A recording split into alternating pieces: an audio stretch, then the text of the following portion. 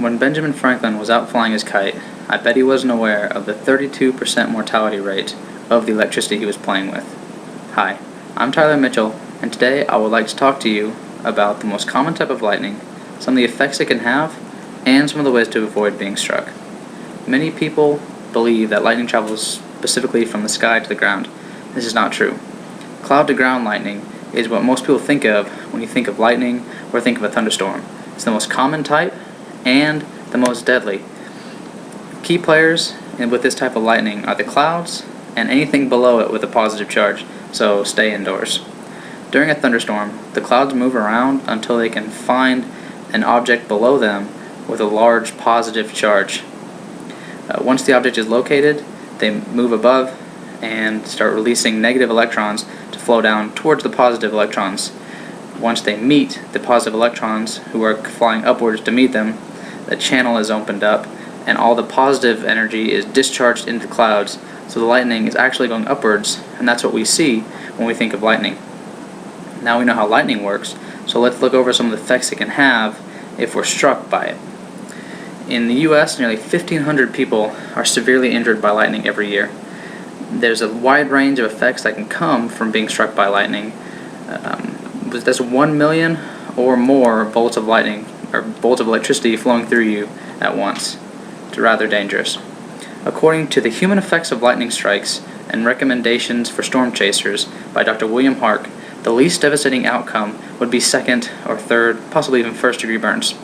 These will either heal over time or leave a scar, but either way, they're way easier to bounce back from than any of the other possibilities.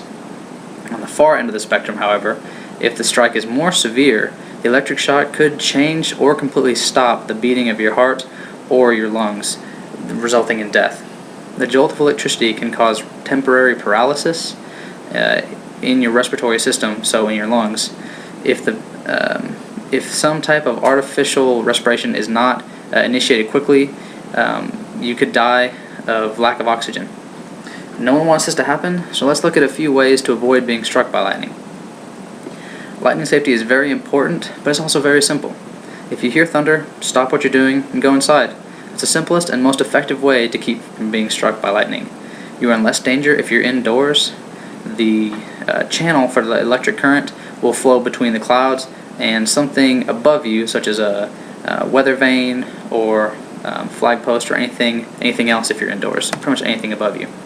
The New York State Department of Health recommends that if you are on land but unable to get inside, that you should find a place out in a field, possibly, away from trees, fences, pipes, any tall, long objects, anything metal. And crouch down on the balls of your feet and keep your feet close together. Keep your head down and your hands on your knees, and do not lie down or touch the ground with anything besides the rubber soles of your sneakers. Now that you know a few safety tips, let's go back and look at what we covered. Now you know a little bit more about the most common type of lightning, the effects that it could have if you're struck, and some ways to avoid being a victim of a lightning strike.